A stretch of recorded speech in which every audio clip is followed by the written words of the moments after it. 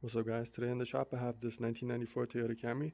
It's a V6 with the legendary 1MZ FE engine, and the issue it's having is that when you first start the car in a cold start and you put it into gear, so when the car is under a load, the car just starts shaking, it's idling rough, it feels like it has a misfire, and then it has no power. The car can barely make it up a hill, and it's not setting any misfire codes or anything like that, so it's very mysterious. And then after about 10 minutes of driving, it completely clears up, the car has all of its power back, and it just pulls.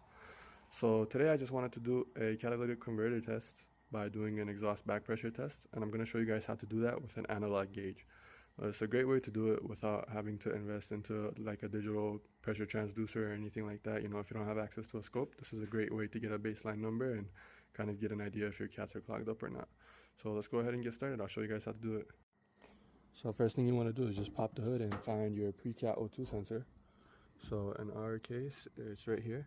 This is before the cat. Remember, you want to take the test before the cat, because if your exhaust is clogged up, then you'll be able to know.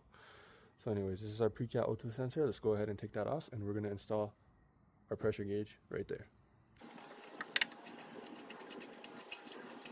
Now ideally you want to use an O2 sensor socket, but I just used the crescent wrench because this was already loose.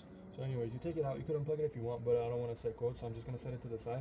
Just be careful because it has a heater element that's going to heat up, and that's going to get really hot, so just put it somewhere safe.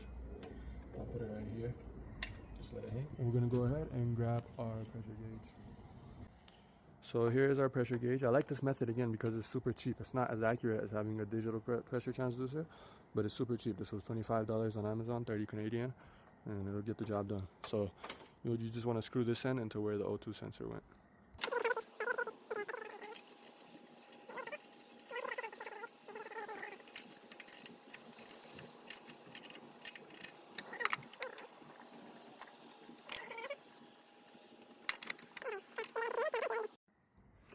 So you could see pressure gauge going all the way up to the window. I have the windshield wiper holding it in place for me.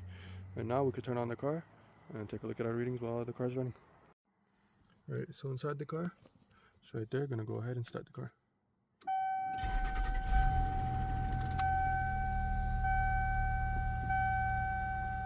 You could see at idle, we're sitting at a steady 0.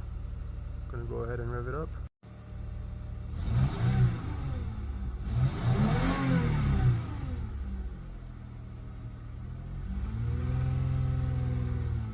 At 2500 RPM, we're still at 0.